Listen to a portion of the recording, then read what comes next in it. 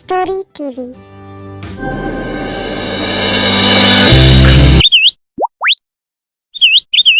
एक शाम दीपुर आंगन में अपनी साइकिल साफ कर रहा था। तभी एक खरगोश और एक भेड़िया आंगन से गुजरे।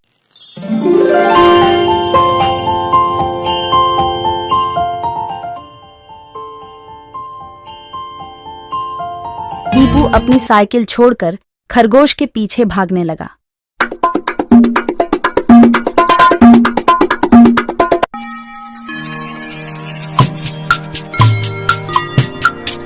उसे नहीं पता था कि वह कितनी दूर तक भाग चुका है। उसने चारों ओर देखा।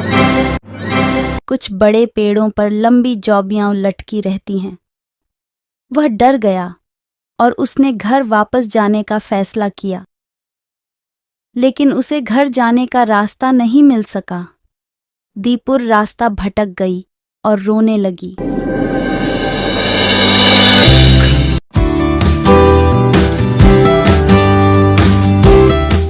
एक पक्षी ने दीपू को देखा और पुकारा, अरे छोटे लड़के, तुम क्यों रो रहे हो?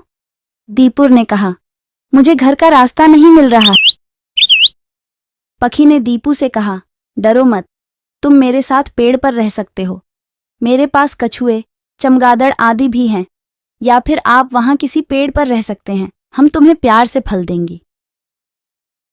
मैं पेड़ पर नहीं चढ़ सकता। थोड़ी देर बाद उसे एक तालाब दिखाई दिया।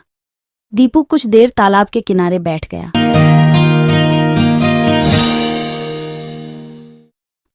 वहां उसने गिलहरियां, जलकौवे और शबालिस देखे।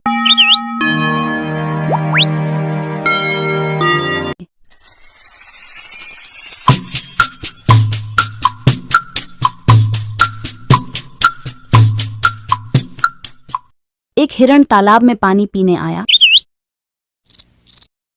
और उसने दीपू से पूछा, तुम चुपचाप क्यों बैठे हो? दीपू ने कहा, मैं घर का रास्ता भूल गया। हो, हिरण ने कहा, तुम हमारे साथ रह सकते हो। वहां खरगोश, भेड़िए, सुअर और सुअर जैसे कई जानवर हैं। हम सब आपसे प्यार करेंगे। हिरण की उपेक्षा करके दीपुर एक दो कदम आगे बढ़ गया। तभी दीपुर ने गांव के अपने चाचा बलभद्र को देखा और दौड़कर उनके गले लग गया।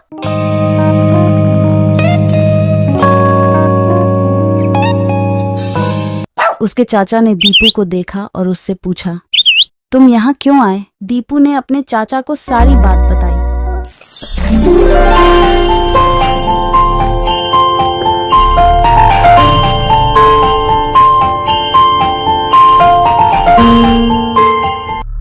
उन्होंने समझाया कि बिना किसी को बताए जाना खतरनाक होगा। उसके चाचा उसे जंगल से घर ले आए। रास्ते में दीपुर अपने चाचा को जंगल के बारे में बताने लगा। जंगल के जानवर कितने अच्छे हैं। वे लोगों को गलत नहीं करते, वे उनसे प्यार करते हैं। चाचा ने दीपू की बात मान ली। सुनो दीपू, इसलिए लोगों को वन्य जीवों के साथ अन्याय नहीं करना चाहिए। जंगल में कई मूल्यवान पेड़ हैं, इसलिए हमें भारी मात्रा में पेड़ों को नहीं काटना चाहिए। पौधों के बिना जानवर जीवित नहीं रह सकते। तो दुष्टों, ये धरती ही हमारे घर है। धरती पर रहने वाले हर कोई बुरा नहीं होता है, इसलिए हम लोग किसी के साथ अन्याय नहीं करना चाहिए।